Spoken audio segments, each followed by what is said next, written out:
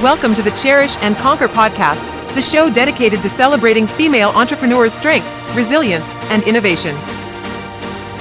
Be inspired by stories of women and what they cherish to help them conquer against all odds. Every other week, you will learn from remarkable women on how they navigate challenges, uphold their values, and create sustainable success. And now, here's your host, Jim Rembach. Hello and welcome to the Cherish and Conquer podcast. We're going to have a great discussion today because we're going to talk about things that are associated with how you get along or don't get along with people like you, not like you, and how it could actually impact your business. We're also going to talk a little bit about diversity and inclusion and what that kind of means for people who may even be solo entrepreneurs who are needing other people to do work for them, and how you actually choose and select and work with people who are going to help you move ahead, because we have Kelly McDonald on the show with us today. Kelly, welcome. Hi, thanks, Jim. Okay, so before we get in deep into that discussion, if you could share with listeners and watchers how you're actually making a difference in the lives of people that you work with today. Well, I'm a professional speaker and author, so that's my title, as it were. And as such, I speak at conferences all over the country and the world, but mostly in the U.S. And I do about 75, I would say, speaking engagements a year on average. And what I talk about, the number one topic that I get booked for, is how to work with and lead people not like you. And that's about working through our differences and actually maybe even leveraging those differences so that we get to a better place in business. And I feel like nobody needs a course on how to work with people who are just like you, because it's easy. You get them, they get you. But a lot of us really need some help in working with people who aren't like us, because oftentimes that creates friction and we don't get them and they don't get us, and it's not productive in business. So working with people not like us is here to stay. We're always going to be working with people not like us. And so that's kind of my lane and my purpose and my calling. And that's what I do. Well, and arguably, as you were talking about that, the differences of the people I work with, even though you were referring to that you speak mainly in the U.S., I mean, it's global. So Totally. how has the whole globalization of all the work that we do impacted all of those issues you're talking about? Well, it's everything. I mean, when we talk about people who are not like us, first, I'd like to just say that I like to think about diversity in the term of not like you. And so any way that can be not like you is diversity, in my opinion. Someone who lives in a loft in Manhattan is very different than someone who lives on a ranch in Wyoming. And that has nothing to do with age or race or ethnicity or even gender or anything like that. It just has to do with where you live and how you live. And a parent is very different than someone who has no children, and all these different ways. So I want to say to your listeners that that as we're talking about this today, just think about all the different people in your life that you work with and know, and all the ways that they're not like you. And that's, to me, diversity. So obviously, when we're talking about a global world and a global workforce, we are working internationally. We are working with people from different cultures who speak different languages, and they have different work habits, and work culture in the same company in different countries can manifest itself differently. And all of this is a real asset to business, because when we work with people who are not like us, it opens up our eyes to new possibilities and new ways, not only of working, but of thinking. And that is how innovation and business success is achieved, is not by just staying right here, with your little laser focus and your little lane and never being open to new experiences, new ideas, and new ways of doing things. It's about broadening the lens as widely as possible and saying, what if? Well, as you say that, I start thinking about the potential conflict associated with speed, right? So if I'm having to deal with people that are not like me, the process is a little bit longer. But I think what I heard you say is the potential benefit of that is something you must not pass up. Oh, for sure. And I think the thing is, from a human nature standpoint, so I never want to demonize people who are listening, or any of us who find ourselves working with people who are not like us, and it's uncomfortable, because the truth is, it is, right? It's far easier to just surround yourself with people, who are exactly like you to the most part. And so when we are working with people not like us and it feels harder, I want to validate the audience and say, that's not in your mind. That's not a perception. It actually is harder, because we do have to work, and we have to modify, and we have to meet people where they are, and hopefully they're doing the same thing. And so whether that's culturally, whether that's with work styles, that's, that might be about everything from, somebody who is a problem solver versus somebody who is like, well, let's get some more opinions on this. It can be all different kinds of work styles as well. And I even go into personality types, if you will. And I mean, not from the standpoint of like Briggs-Meyer, but like a pessimist is different than an optimist, or an engineer thinks very differently than a graphic designer does, and so all of these, we need everybody. We need everybody. And when we're working with people who are not like us, it can create that friction sometimes. And what we have to do is lean into it instead of pulling away. It's real easy to pull away and just be like, I don't get this guy, whatever. I'll work with him, but I don't really want to interact with him any more than I have to. But if we actually say, this is really different, and honestly, it's a little hard, but I'm actually going to try harder to figure this out with this person and learn more. That's how we grow. And that's how business succeeds. It doesn't succeed by staying small and focused inward. It succeeds by expanding and looking at a broader lens. Okay.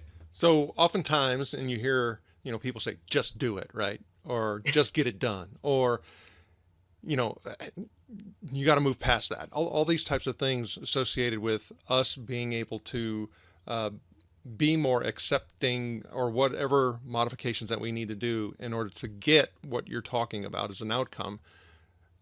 What are the steps, and what do people need to do in order to make sure that they are taking advantage of those opportunities?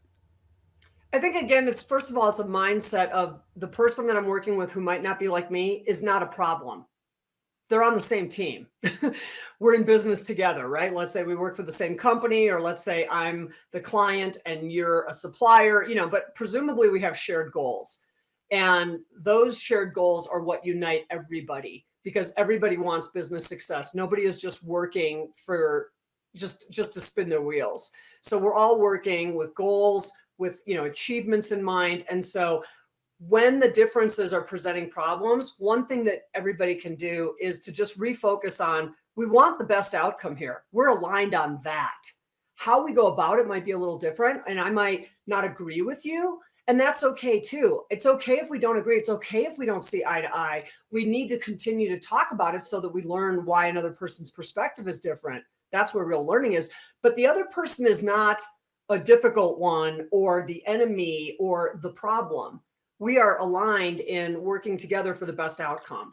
And I think when you go into it with that mindset and say, okay, I'm going to just riff with you here, Jim. Okay, let's just say I find Jim really, he's bewildering to me. I don't understand where he's coming from. The more we interact, more I'm actually mystified by him, then what that might signal to me is I got to work a little harder to get to what you're trying to tell me and your perspective. And I might actually use really active language like, tell me how you arrived at that, Jim. Tell me more about that. What do you think about this, Jim? So that I can get to the real, not maybe the way that you're sharing it with me, communicating or presenting it, because that's where the real understanding happens. Myrina.ai draws inspiration from the legendary Amazonian Queen Marina, embodying resilience and strategic brilliance. With our AI-powered SaaS platform, we equip women-led businesses for success in the evolving landscape of AI and business automation. As a partner and community for female-led businesses, Myrina.ai maximizes their potential using AI while providing essential support. Ready to amplify your success using AI with like-minded ladies? Register or learn more at Myrina.ai. And now, back to our interview. As you're talking, I start wanting to lean towards what I have gone through as far as learnings and accreditations in emotional intelligence. That's Right. where I lean to. So is that what you're talking about? Yeah, I'm talking about that. Yes. But I'm also talking about people making effort to place themselves in potentially uncomfortable situations that are about getting to a better outcome. Right. And so again, here's what social psychologists tell us, Jim. So this isn't Kelly McDonald science. This is what social psychologists say, is that the most natural thing in the world is to avoid the people who we find most different from us and to hang out with the people who are most like us. Okay. So birds of a feather, that's an actual thing. And it's been proven again and again. And it doesn't mean that because we gravitate to people who are most like us, that we're bad people. It doesn't mean that we don't care. It means that it's the easier path. And what I try to show people is, yes, that's the natural human inclination in all of us. And the example that I will give is, let's say there's a Chamber of Commerce meeting and it's a networking thing and it's a cocktail party and everybody is socializing and, having a cocktail or whatever. And the average age in the room is, let's say, late 50s, early 60s. And then in walks a 25-year-old tech entrepreneur because they want to join the Chamber of Commerce. What is that 25-year-old going to do? They're going to do what I call the scan, which is to scan the room unconsciously. They're conscious. Unscan the room looking for the person who's closest to them in age. They're not likely to go up to the 68-year-old and go, "Hi, I'm Ted." They're likely to find the people who are in their 40s or 30s or whatever and go up and talk to them. And they're not conscious of this. It's just how we're all wired. So if we're wired to stay with our people, our tribes, if you will, the people who are most like us, then we have to actively work on putting ourselves in positions where we're interacting with people who aren't like us. And that can be all different kinds of people. But I feel that is where intention comes into it. It has to be intentional because we're not necessarily going to gravitate toward it. And it's going to feel uncomfortable until it doesn't. That's a great point. You never know unless you go. Absolutely. And what I find at least, is the more I interact with people who are wildly not like me, the more I find that people are people. Like, we're actually far more aligned than you might think. Our envelopes might be different, right? My envelope is middle-aged white lady, and so I might be interacting with someone who is of a different race, a different age, from a different ethnicity, from a different country, whatever it might be. And yet at the end of the day, when you're having these conversations, you always find things that you align on. And that's why, social gatherings are so interesting, because you meet people and they're not like you, but then they are. To me, there's some common traps. And so, for example, oftentimes the conversations of DEI will specifically associate around race. For sure. And then it becomes a very different, type of conversation that occurs when we're just focusing in on race. I would dare to say, while it's okay to go down that path a certain way, continuing to go down that path now makes it a particular negative. And now I actually start creating, cliques and separations, just like with anything we talk about. It's if we like a trait, if we have a particular trait that we have strengths in, if we overuse the trait, it becomes a negative, right? So, I mean, that's my thought. What are your perspectives on that? Well, I think you're right. And I'm just going to say this, and I don't mean any political angle here at all, although some might see it that way or whatever. I look at diversity as the way the world is. Like, there's all of us here, right? All of us. And so this isn't, when we talk about diversity, I don't think it's about being woke or anything like that. And I don't think it should be in business at all. Business is business. Business doesn't run on feelings, and business doesn't run on, kumbaya, we are the world. It runs on metrics. And so from a business standpoint, diversity, meaning working with people of all different kinds of people, different perspectives, is really what we're after, has been proven to be a business asset across every metric on which business success is measured: sales, profit, satisfaction, client satisfaction, employee retention, customer loyalty. I mean, you name it. Every study that's ever been done shows that diverse teams outperform non-diverse teams in all of these ways. And businesses have come around to realize that this is a true business asset. Now, having said that, there are those companies that perhaps didn't present and educate their teams about why it's really important to diversify the employee base. Because if you don't explain that and you don't share that and talk through that, then people are going to go, well, yeah, Samantha just got the job because she's a woman and we've never had a woman in that position, or, Fred got the job because he's black, or whatever it is. And those things are really corrosive because that's actually not the intention of putting people into different positions. We're looking for diversity of perspective. And that is the bedrock of innovation, right? The bedrock of innovation is somebody else going, what if? Well, as you say that, and you talked about the separation and and business being is, are we also seeing a shift to where businesses are being more intentional about creating more of a social community within their organization that bleeds into, that whole personal element and aspect? Isn't that transformation occurring as well? It is. So glad you're talking about that, because that's inclusion, right? And that's belonging. And so you can have, there have been studies that show that diverse teams, the only time that they are not getting the results that all other studies show is when there's diversity without inclusion and belonging. So you can populate your employee base with all kinds of different people, but if they don't get a chance to actually be at the table and share those perspectives, that's where the real magic happens, is when you're sharing a perspective that I simply don't have, and I can't possibly have it because I'm not a man, and so I don't know what it's like to be a man. And you're going to tell me, things that you've considered or thought of, or things that have happened to you as a man that I might go, oh my gosh, that's fascinating. I never even considered that.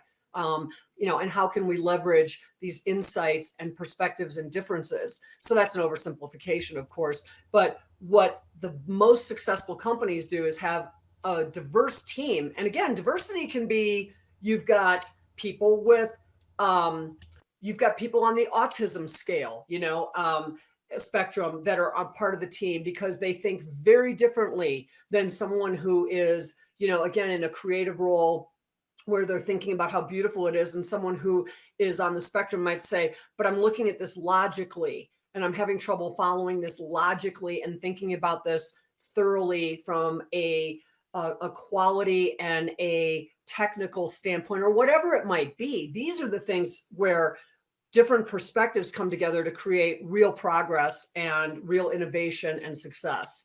So I think diversity for diversity's sake is performative.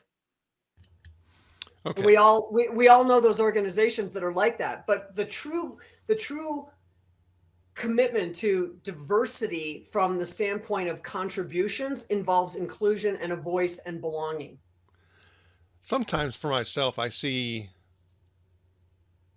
I don't know how the best way to describe it, but you may see something where people are talking about the importance of the whole diversity and inclusion piece, but yet their activities and interactions with it are not aligned.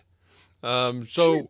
And that's what they mean by performative. It's like, okay, you trotted out this pony and showed us this beautiful pony, but the pony has no role here, or whatever. It's very transparent when people do that. Well, and I'll give you an example that I can just take from my kids, and maybe people can connect with it. Is they will talk about diversity and inclusion, and because they get exposed to that in school, and Sure. they will even go through some classes. Yeah. But yet they turn around and do certain things that ostracize people. I'm like, well, do you realize that's bullying? No, it's not. Oh, wow. It's like, well, yeah, Interesting. it's a form of bullying that you're actually going through by, doing what you're doing, for that particular person. Interesting. So I, this is kind of my point, is like, people are like, okay, yeah, this is all great, and we absolutely need to do it. But I'm not going to change my behavior. yes, yes, because that's really what we're talking about, is a behavioral modification, a behavioral transformation, a Right. behavioral adjustment. And so what do you do in those particular situations? It's exposure. Okay. So and this is why, and no disrespect to any HR professionals who are listening in on this, because HR professionals, I just about worship them. They were the ones who saw the need for diversity 15 years before anybody else was paying attention to this. So they're heroes in my mind. But what happened in the beginning of, diversity training was a lot of unconscious bias training, which is on the surface incredibly important to us, but it's got to be presented the right way, or it comes across as like shame and blame, like, oh, you're a middle-aged white guy, Jim, so you've had all this privilege and blah, blah, blah. And what it did was it actually shut people down. Nobody wants to sit there and be told that they're a villain. They're like, I didn't do anything. I'm just here working for IBM or, whatever. It's like, so that, that kind of exposure to diversity in the early days was problematic because it wasn't going beyond the classroom. The trainings in the classrooms and all this stuff were helping and giving us some education and some things to think about. But really the application of diversity is the day-to-day me working with people who are not like me. It's sitting around the table where we're actually with, again, that shared goal, a common objective, and saying, what do you think? What do you think we should do? And somebody offers different perspectives based on our perspectives. The only perspective that we can offer is our own. I can't speak for your perspective, Jim. I can't speak for anybody else's. I can tell you what my mind goes to. And of course, that's a culmination and a sum of every experience I've ever had, every conversation I've ever had, all the learning I've had from other people and the situations that I've been in, etc. And that's my perspective. And that's not going to be like anybody else's. And so where we get comfortable with this is by exposure. I mean, if you look at kids today who are going to a very diverse school, they're far more comfortable with different races and ethnicities and backgrounds than our parents ever were, because friends are friends and people are people, and they play together and they're in class together and they joke together and all of these things. And so the greatest antidote to prejudice and discrimination is exposure. When you are exposed to people and you're really truly exposed, not just, hi, nice to meet you, but like working together, you realize that people are people. And especially if there's a common goal and that shared, vision, it's not that hard, because what you can do when perspectives get a little uncomfortable for you, or like, I just don't even get this person, where is he coming from, is just keep coming back to, tell me more about that. How does that work with what we're talking about? Tell me more about that. How do you see this? How did you come up with that? And not in a, tell me more about that, Jim. That's clearly a dumb idea. Tone is everything, but leaning into it instead of just going, I don't get this person, whatever. I'm going to limit my exposure to them. I'll say hi to you in the hallway, but I'm never going to eat lunch with you or, spend more time with you than necessary. Okay. That's where the really successful businesses have done a great job of just bringing people together. Well, now you bring up an interesting point, because you gave reference to in the room, and you gave reference to people being, in proximity of one another. But that, for a lot of organizations, does not exist because they're remote. Sure. Yep. So, even harder. Yeah. So how does an organization who does have a mix, or even maybe a little bit more, of remote workers that are now essentially working in isolation, and every once in a while like this will jump on a call, I mean, what do they have to do differently? They do have to work harder, and I will tell you, it's work. I mean, the ones that are doing a great job that I work with, they really work at it, because remote work is very important these days. It's here to stay, but it's very isolating, and it's incredibly important that the leaders in those organizations really work to bring people together, and not just for meetings. So one of my clients, Zebra Technologies, one of the things that they do is they have regular meetings where it's actually not about business. They're talking about themselves, and they'll give a topic. So one of the things that they did was they asked all of their employees who cared to participate on a call about family recipes. And I think it was toward the holidays. Okay. So it didn't have to be a holiday recipe, but it was kind of a good time when people were cooking more and family and things like that. And they said, what are traditional family recipes? And what they found was they had an overwhelming response. And they're a global company. I mean, tens of thousands of employees all over the world. And what they found was everybody had their favorite recipes, whether it was their moms, their grandmas, their brothers, something they created or whatever. And then they turned that conversation into a cookbook, and they shared that cookbook with the entire team. Okay. Globally, they created a cookbook of employees' favorite foods and favorite dishes and everything. And I thought that was a great way to be different. All right. We're all different, culturally different foods, all that kind of stuff, different holidays. And yet brought it all together in a way that made everybody go, oh my gosh, when you were describing that dessert that your great grandmother made for every birthday or whatever. I couldn't wait to try it and things like that. And that's where the humanity part of it comes in. So I think that people who are leading remote teams really do have to work on how can we bring people together where we're not just talking about a project or a job or a goal. That's obviously the foundation of why we're here, but we're not robots, and we do need to connect with people. And working at home is a wonderful thing, but it can be very isolating for the employees too, and they like that connection. They want that connection. Another client of mine tries to break the ice with every single meeting with like a very quick lightning round of what's the first concert that you ever went to, and everybody's gone to a concert. And so people, depending on your age, they're like, Peter Frampton, and everybody goes, oh my gosh, Peter Frampton, like, how old are you or whatever, or they'll be like Bad Company or REO Speedwagon or whatever it is. And so it becomes this big laughter point because you start to really, bring back some bands from, decades ago and start talking about that. But everybody's been to a concert, and everybody's first concert was usually kind of corny and kind of hokey by today's standards. And so it's fun. And anything that you can do that brings people together like that with a shared experience has value in it. And it also gives employees a jumping off point so that when they're talking, like if you shared something personal like that, your first concert, well, Jim, what was it? Tell me what your first concert was. Billy Joel. Billy Joel. Okay. So I might say from now on, every time I'm on a call with you is, so are you going to go to Billy Joel's farewell tour? I think he's touring, the US or whatever. Are you going to catch a show? And it gives us something to talk about that's not day in and day out grind, and it humanizes us. And then I might say, well, all right, well, what was the last concert that you went to? And you might say, Rolling Stones, Mick Jagger's 80 years old now. I got to catch him when I can, that kind of thing. So I think anytime that we can just bring the humanity into it, we should, but it does take work and intention. It's not going to just happen by magic, especially with remote workers. At the core of Myrina.ai is customization and the innovative AI you process, which uses AI to infuse your personality, style, and vision into cloning you and growing your business. Are you ready to amplify your success using AI with a community of fellow female entrepreneurs? Go to Myrina.ai today. And now, back to the interview. Okay, so let's put this in a little bit closer context. Okay. Female entrepreneur like yourself.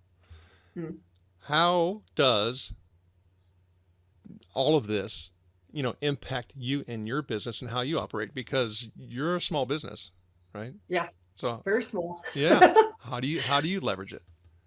How do I leverage my femaleness? Well, just everything that we're talking about in regards to the whole diversity piece. Because you're having to deal with, like, for example, the podcast booking agent, that actually brought us together originally, and now yet again, how does that impact you? It's a really good question. I haven't actually thought about that, like my gender, in a while. I will tell you that I've been speaking for 22 years. And in that time, I saw a pretty big shift about 10 years ago where I would be talking to meeting planners who are booking speakers for their conference. And I would be on the short list, and we would be talking, and they would say something like, yeah, we can't just put the same old 58-year-old white guy up there anymore, because the audience was becoming more diverse, and not just people of color, but younger executives, Gen Z, millennials, et cetera. And they were like, we don't just want the same old, pushing 60 white guy up there. And so my business ended up booming because I was a woman. I mean, I'm still white, but I was a woman, and I benefited from that. But I remember feeling that shift and having a lot of conversations with clients where they were telling me, like, I'm so glad to have a business speaker like you, Kelly, with the topics that you have, who's a woman. It's, this will be our first keynote with a woman. And so I think that kind of diversity is every day now. I don't really hear those conversations anymore at all. But I never really ever thought of myself as a female entrepreneur, Jim. I just always thought of myself as an entrepreneur. Does that make sense? Yeah, it does. It does. Then what I would like to know, though, is what inspired you to start your own business, and how does it align with the concept of Cherish and Conquer? I think it totally aligns with Cherish and Conquer. I started my own business because I was burned out at my last job. I was in the ad agency business, and there's a joke in that industry that you get in your 20s and you get out in your 40s because you're so fried. And that was absolutely true for me. I was 42 and I was just fried. And I remember, thinking like, okay, I'm a one-trick pony. Like, this is all I've ever done. What do I do when I don't have any other trick?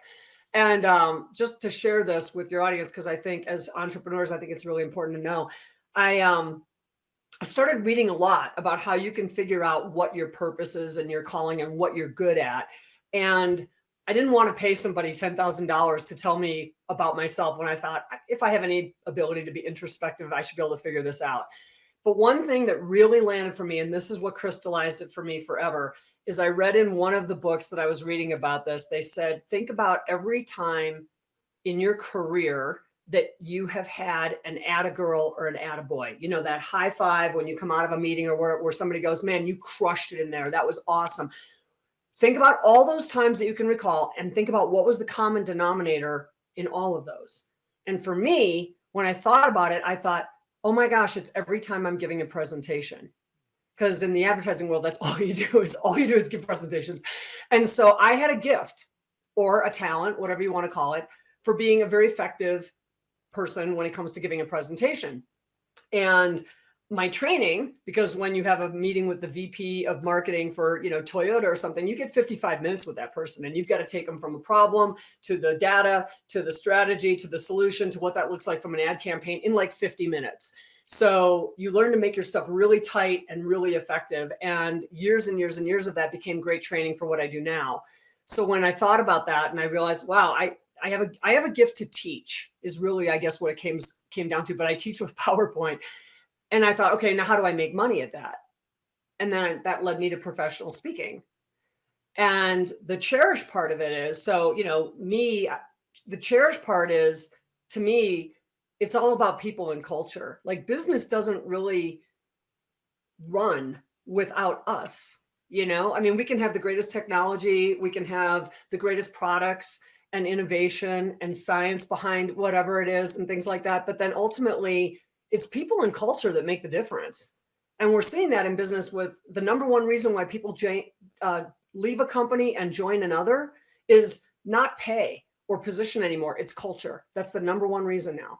That's going to stay because good jobs, good people can always find good roles, but it's the culture that makes it worthwhile and the culture that makes the connection. And so that's the Cherish part is I like to cherish people and culture. I want to help companies and organizations build that cherish and culture.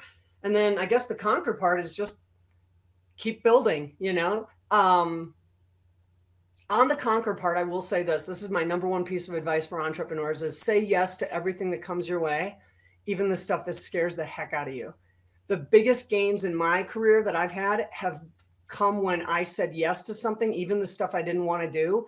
When Wiley, the largest publisher of business books in the world, called me and wanted me to write a book, I had no desire to write a book. I was so incredibly busy. I thought, oh my gosh, I can't do this. Also, I was scared to death. It's Wiley. It's Wiley. Like, this isn't some obscure publisher or anything. Like, this is the best. And what if I'm not a good book writer? What if I write a book and it doesn't sell? I mean, I had all these fears, but I just, I went for it. And it changed the trajectory of my career completely. It's one of the best things I've ever done, but it scared me to death and I didn't want to do it. It was a lot of work, and so everything that I've ever done that has opened up new doors for me is because I was presented with an opportunity and I said yes. So those things, I believe this. I don't think those things happen by magic. I think things come to us that are supposed to come to us.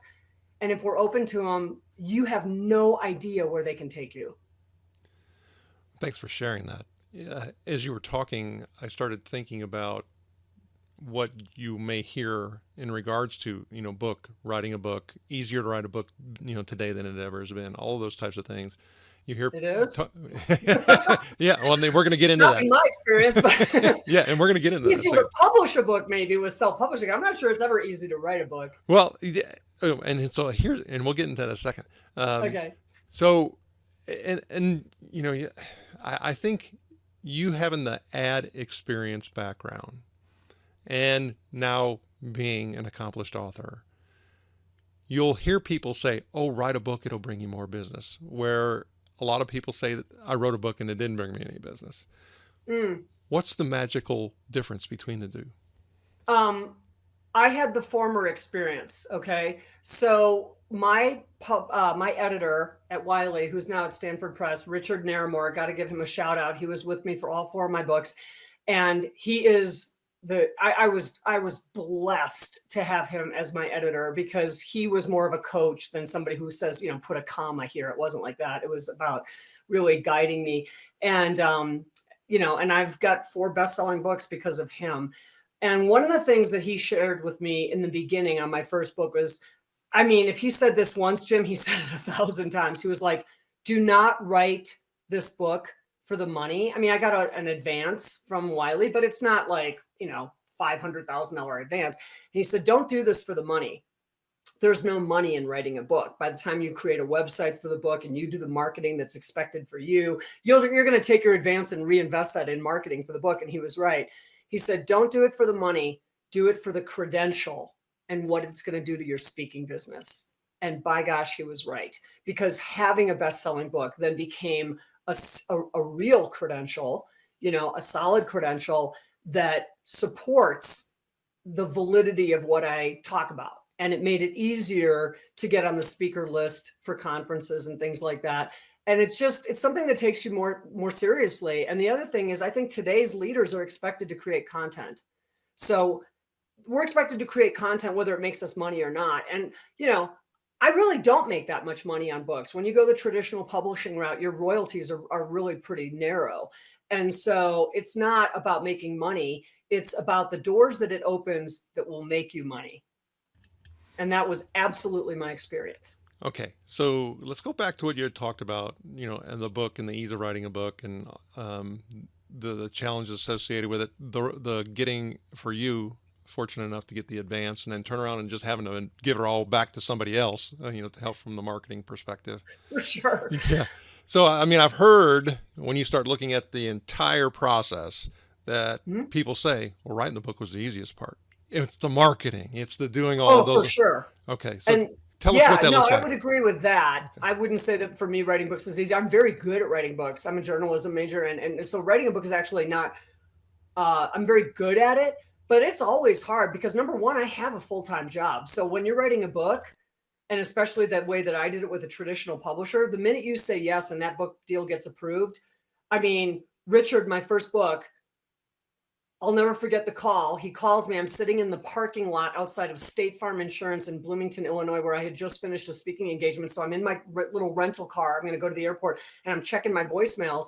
And there's a voicemail from Richard that said, I want to be the first to congratulate you on your first book deal and, call me and stuff.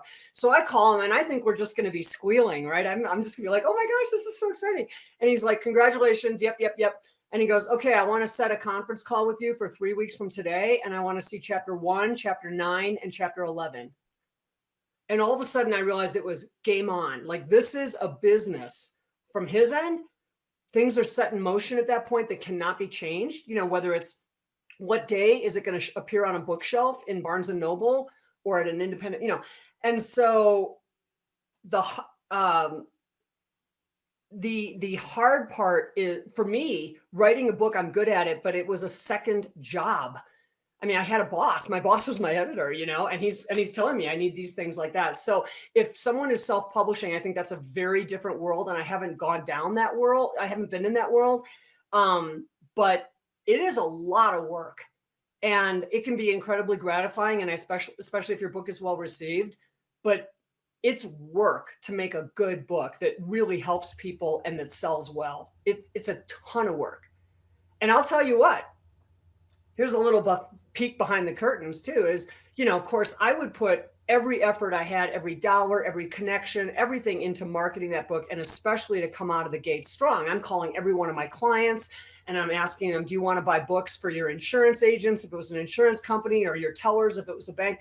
And I'm pre-selling thousands of books so that when it comes out of the gate strong.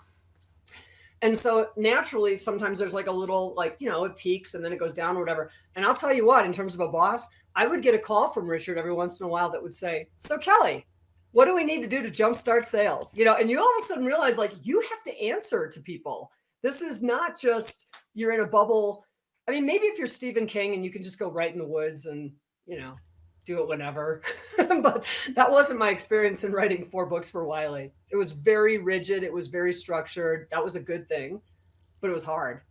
I would dare to say, though, if you decide to go to this particular route of authoring a book, if I'm self-published, I still should follow that same type of discipline. Yes. Yes. Yes, I agree. I think the structure that it put in for me was very, very good. What I did is, I'll just share this. It worked for me. I wrote 1 chapter a week. And what I did was I thought all week long about what I was going to write. So if this chapter was about, I don't know, let's say inclusivity or something like that, I would think all week long about what are the key points I want to make in that chapter and what are the examples. And I'll give this as free advice to your listeners too, is examples, examples, examples, examples. If you just write your theories about stuff, it's really dry, it's really boring, and it's easy to forget. But it's the examples that drive it home, and you can never have enough examples. And then that way, when I sat down to write on the weekends, because that was the only time I had, so Sundays was writing day, and I can write a chapter in about 4 or 5 hours, but I had to be ready to write, and I had my notes. And so I was very structured and very disciplined about it because I had to be, because it's not like I had the luxury of just writing a book. I had a full-time job, traveling, speaking, and so it was really hard. But that was my process. Sure. Thank you for sharing it. Can you share a time or a moment when your passion for your business persevered, helped you persevere through tough times? Yeah. Last year, I mean, this is a personal thing, but it was also a business thing. I had a house fire last year, and I was displaced for 13 months. And a lot of that time was in a residence inn. And I work from home too when I'm home. And not having a home and being in a hotel, and then in a really, really, dare I say, crappy rental home, just like really beat up, old, nasty, was really mentally the most challenging thing I have ever gone through. I have gone through all kinds of personal challenges, just like everybody else, but losing my home was something I never thought was going to happen to me. May have never happened to anybody. And being displaced and what that did for me. And so for me, work was an escape from that. Like, I welcomed every chance to get on a plane and get out of there because I'm in this residence inn and I work from home. So the little living room in the residence inn, which is, like nothing, is also my office. It was just like I was climbing the walls. And depression and just I can't tell you what it did to me. It messed me up big time. And so I had to persevere through that because it didn't matter what I was going through. When I got on stage, they're paying for perky, they're paying for presents, they're paying for, for me to be me. And that wasn't that hard because it was a welcome relief to get out of that room and go somewhere. But I was not okay. And I had to fake it till I make it, I mean, just really, truly, like, show up, do your job, But you're back in the home now, right? Yes. Finally. Yeah. Very good. It was, it was tough, I'm sure there was a celebration when that happened. Oh yeah. And you get all new furniture, and you, so, you get all new everything. But I'm just saying, like, that's not nearly as hard of a hardship as some of the things that people have shared with me, like losing loved ones or horrible disease and disability and things like that. But I'm just saying that was the most difficult thing that's ever happened to me in my life. And it just went on and on and on and on and on. And, I think one of the things you got to realize is, like, none of us are immune. Good things are going to happen to all of us and bad things are going to happen to all of us. I really realize that. It's just like, and we have no choice but to just keep soldiering through. And on a personal note, you find out who's really in your corner when that bad stuff happens. I found out real quick who my real friends were, versus the people who were just like, oh, I'm so sorry. There's people who showed up for me in ways big and small that I'm never going to forget. Very true. Okay. So there's So, Cherish. Yeah. yeah. So can you provide an example of a time when staying true to your principles led to a significant achievement or breakthrough in your business? Significant achievement based on principles. I'm going to say my books because I was writing about diversity and I framed it as people not like you so that it would be broader. And I meant that not in a, oh, I want to get past the D word thing, but it's also true. I mean, again, if you're a guy and I'm a woman, we're going to be different. I was writing about diversity before anybody else was. And that was about a principle. That was about a calling for me. Again, I had no desire to write a book, but when I started writing it, I realized I had a lot to say and I wanted to put it out there. And whether it did well or not, I just wanted to put it out there. And so that's mine. Okay. So how do you maintain a healthy work-life balance as a woman in business, and what strategies have worked well for you? Well, I didn't for a long, long, long, long, long, long time. I was just a gerbil on a wheel, and I am incredibly dedicated to my work. So I could just power through anything, and that's all I ever wanted to do. And I think in a way I have a work addiction. I really do, like an actual addiction. It's a great way to hide, behind the things you don't want to deal with, like any addiction. And it's a socially acceptable one. But what ultimately happened is my health started suffering because of what I do. I eat a lot of conference food. I eat a lot of airplane food, and you're not exercising because you're on the road and stuff. And so I found myself several years ago gaining a lot of weight. And I really had that moment of like, nah, I got to do something. I hated the way I looked. I hated the way I looked at my clothes. I hated the photos I saw of myself on stage, all that stuff. I took up boxing, not kickboxing, actual boxing. So that's something I did for myself. And then 2 years ago, I took up cello. So, oh, look, there's my cello. And I'm learning to play cello, and I'm absolutely horrible at it. No, it's really hard. And I'm also, I'm not a kid with a young brain where they can just learn anything. But I find that these things actually are making me better all the way across the board. I never thought I had time for anything else other than work. But the more other things I put in, the better my work got. Just literally work-life balance, which I never did for 38 years or whatever. I mean, it's only in the last few years that I've actually started to have some work-life balance, and it's helping. Well, that's awesome. Thanks for sharing. Yeah. Okay, so now it's time for our breakthrough blitz rapid round. Kelly, are you ready to help us break through? I am, but I'm scared. Oh, you're fine. Okay. So what's your favorite productivity tool or app? Productivity tool, I've got to say Outlook. I put everything in Outlook. I mean, I know that's really boring, but Outlook runs my life. That's okay. What's your favorite way to unwind after a busy day? Watching a show that I'm completely engrossed in is a really great way for me to unwind. And going for a walk is nice too when the weather's nice. If you could have dinner with any female business leader, living or deceased, who would it be? Sheryl Sandberg. What's your favorite quote or mantra that keeps you motivated? Do the best you can until you know better. And then when you know better, do better. Maya Angelou. What's one piece of advice you'd give to an aspiring female entrepreneur? Just what I said earlier, say yes to everything that comes your way, even the most random stuff. You have no idea where it's going to lead, and lean into the stuff that scares you the most. Okay. Don't do anything dangerous, but lean in. I mean, it's just say yes. Be open to saying yes to everything. Things come our way for a reason. And what is the biggest misconception people have about being a female entrepreneur, and how do you address it in your own experience? I think the biggest misconception that people have is that women are, pulled in so many different directions with kids and family life that, they might not be as effective as a man. And every woman that I know who's a female entrepreneur manages to do it all brilliantly. And I don't know how, because I don't have kids. So that's one thing I don't have. That's one big responsibility I just don't have to tackle.